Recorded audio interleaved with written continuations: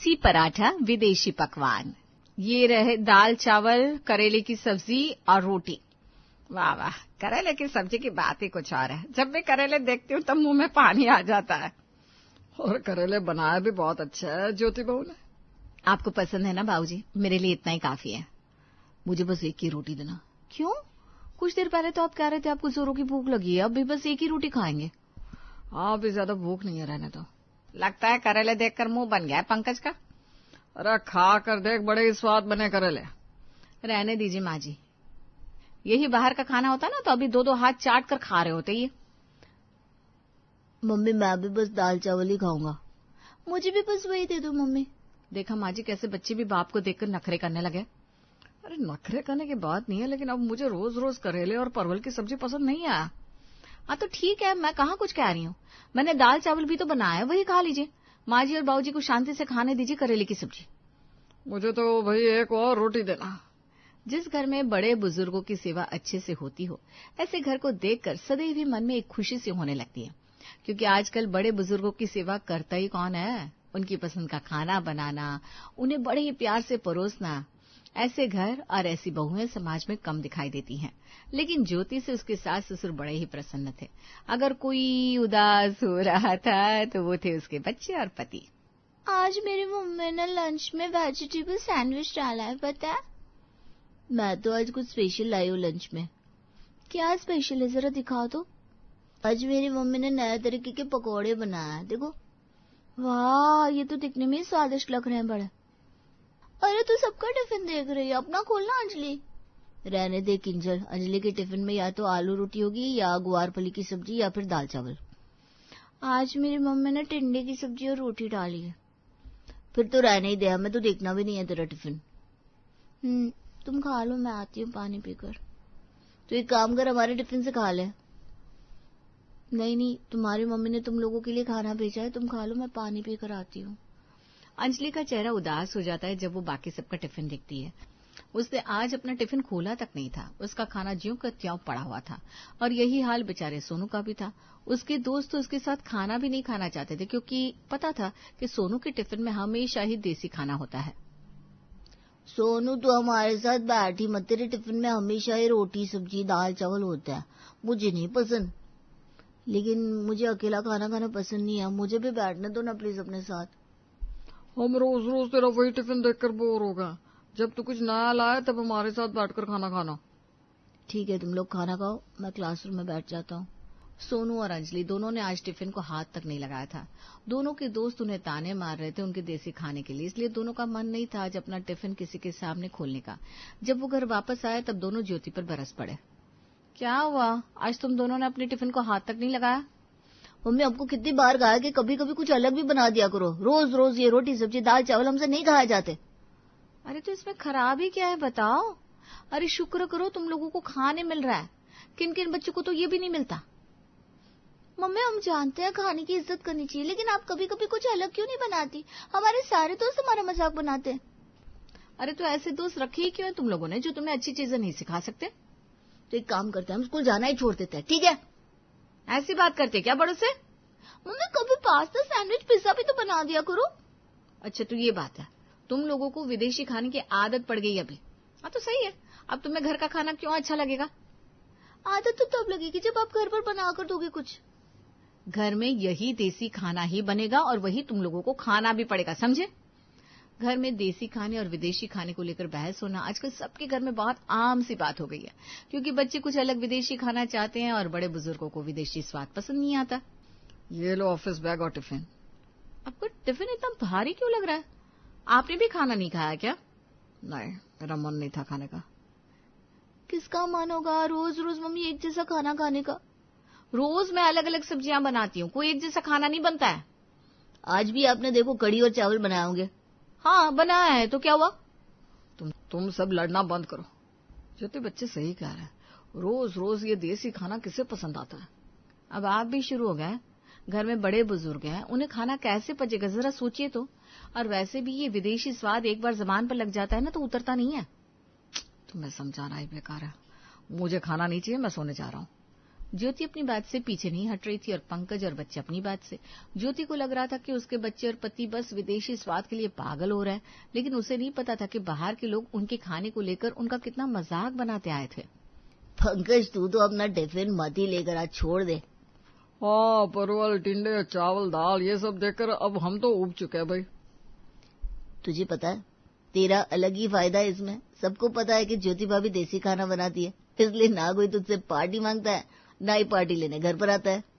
हाँ, लेकिन मुझे तो तेरे लिए तरस आता है दोस्त। कैसे खा लेता है तू रोज रोज देसी खाना? अरे देसी खाना सेहत के लिए अच्छा होता है। देख ये तू क्या तो रहा है, लेकिन हमें भी पता है तुझे भी ये पसंद नहीं है। एक काम कर, आज हमने बाहर से खाना मंगवाया, ये छोड़ हमारे साथ खाना खा ले। यहाँ पंकज ने आज भी अपना टिफिन नहीं खाया और बाहर से मंगवाया हुआ खाना खा लिया, लेकिन मन तो उसका भी करता था कि उसके दोस्त उसके टिफिन पर भी उसी तरह टूट पड़े जिस तरह वो दूसरे के टिफिन पर कूदते हैं। लेकिन ये बात ज्योति को समझाना बड़ा ही कठिन था। उसे तो लग रहा था कि वो अपनी जिम्मेदारी बड़ी बखूबी निभा रही है। ये लीजिए माँ जी, आज मैंने आप दोनों के लिए उड़द की दाल और खिचड़ी बनाई है। वाह बहू जी, तेरा कई दिनों से मेरा पेट भारी भारी लग रहा था, आज ये खिचड़ी और उड़द दाल से हल्का लग रहा है। मुझे आपकी हर जरूरत का ख्याल रहता है बाबूजी। हम कितने खुशकिस्मत है कि हमें ऐसी बहू मिली है। माँ जी, बड़ों की सेवा ही असली धर्म होता है। मम्मी को बस दादाजी और दादी दिखता है, हमारे बारे में तो कभी सोचती नहीं। आज तो मैंने अपना टिफिन कचरे के डब्बे में डाल दिया। मैंने तो गाय को खिला दिया। मेरे सारे दोस्त मुझ पर हंसते हैं जब भी मैं खिचड़ी या रोटी सब्जी लेकर जाता हूँ। ज्योति भाभी कहाँ हैं आप? कविता, मैं यहाँ हूँ, आ जाओ। वो मैंने आज घर पर छोले भटूरे बनाए थे तो सोचा आपके लिए ले आती हूँ। अरे आपने क्यों तकलीफ की, मैंने खाना बना लिया है। अब ये कौन? वाह छोले भटूरे, लाइए आंटी मैं खा लेता हूँ। मुझे भी खाना है। सोनू सब कुछ अकेले मत खाना तू। ये बच्चे पड़ोसियों के सामने क्या कर रहे हैं, कविता क्या सोचेगी। अरे अरे बच्चों लड़ो मत, मुझे पता होता बच्चे इतने भूखे हैं तो मैं ज्यादा भटूरे लेकर आती। अरे नहीं कविता, मैंने खाना बनाया है, ये बच्चे तो बस यूं ही।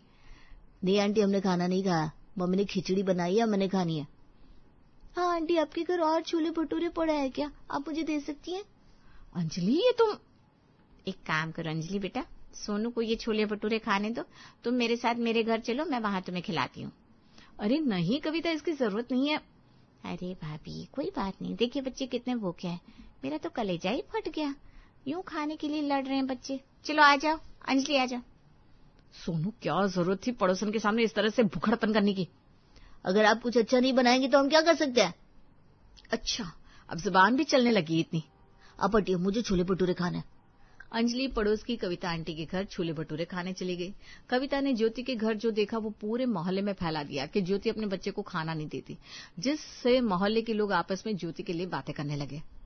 सच कह रही हूँ कावेरी भाभी, मेरा तो दिल बड़ा ही रो रहा था देख कर कि ज्योति भाभी अपने बच्चों को खाना ही नहीं देती। मैंने तो सुना था सास ससुर की बड़ी सेवा करती है ज्योति, लेकिन देखो आखिर असलियत सामने आ गई ना, अपने बच्चों को भूखा रखती है। बच्चे तो भगवान का रूप होते हैं भाभी, उसके बच्चे आजकल मेरे घर आकर खाना खाते हैं। बोलो कह रहे थे मम्मी कुछ उनकी पसंद का बनाती नहीं। मोहल्ले वाले की बातें अब ज्योति के कानों तक भी पड़ने लगी थी। उसे गुस्सा आ रहा था कि उसके बच्चे इस तरह की हरकतें कर रहे हैं, लेकिन उसे अपनी गलती का एहसास अभी तक नहीं हो रहा था। आप बच्चों को कुछ समझाती क्यों नहीं है? देखिए मोहल्ले वाले मेरे बारे में आजकल क्या क्या बातें करने लगे। अरे बच्चे नादान है, उन्हें क्या ही समझाऊं। आप उनकी तरफदारी कर रहे हैं? मैं किसी की तरफदारी नहीं कर रहा हूँ। अगर बच्चों को तुम घर में सिर्फ देसी पराठे और रोटी सब्जी देती रहोगी तो वो विदेशी खाना जहां मिलता होगा वहां भागेंगे। आप ये कहना चाहते हैं कि मैं एक अच्छी मां नहीं हूं क्योंकि मैं उन्हें विदेशी खाना नहीं खिलाती? अगर बच्चे दूसरे लोगों के पास जाकर अपनी भूख और पसंद को शांत कर रहे हैं तो तुम्हें खुद सोचना चाहिए कि तुम एक अच्छी मां हो या नहीं। पंकज के शब्द ज्योति के दिल पर तीर की तरह जाकर चुभ गए। उसे आज तक लगता था कि वो एक अच्छी बहू है, लेकिन शायद एक अच्छी बहू बनने के रास्ते में उसने एक अच्छी मां बनने पर ध्यान ही नहीं दिया। इन सब के बीच अब पंकज का मन भी ज्योति से उठता जा रहा था। उसने अब घर से टिफिन लेना भी छोड़ दिया था। अरे आप अपना टिफिन यहीं भूल कर जा रहे हैं?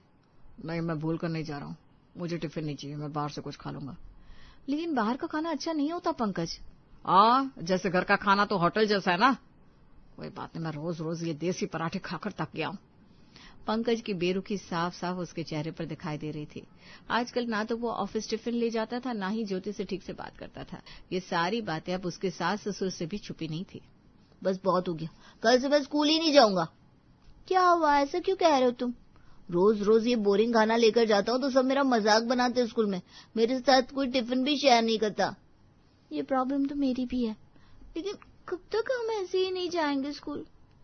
दीदी, हम कुछ नहीं कर सकते क्या जिससे हमारे टिफिन में कुछ विदेशी नाश्ता लेकर जा सके? हम दोनों एक काम करते हैं, हम खुद ही अपने लिए नूडल्स बनाते हैं। मम्मी तो हमें कभी बनाकर देगी नहीं, इससे अच्छा हम खुद ही बना लेते हैं। हाँ दीदी, ये अच्छा आइडिया है। हम रसोई में खुद के लिए विदेशी नाश्ता बना ही सकते हैं, उसके बाद हमें स्कूल में भी कोई परेशान नहीं करेगा। बच्चों का मासूम मन बस ये चाहता था कि उन्हें स्कूल में कोई देसी खाने पर ताने नहीं मारे, इसलिए उन्होंने खुद के लिए विदेशी खाना बनाने का सोच लिया था। वो दोनों रसोई घर में जाते हैं और कढ़ाई में पानी गर्म करने को रख देते हैं। देखो दीदी, अब इसमें ये मसाले डालने हैं। हाँ, पानी गर्म हो गया ना? लग तो रहा है गर्म है, मैं चेक करूं? सोनू चेक करने के लिए कि पानी गर्म है कि नहीं उसमें हाथ डाल देता है, जिससे उसके हाथ पर गर्म पानी के छींटे लग जाते हैं। उसके रोने की आवाज से सब लोग रसोई घर में आ जाते हैं।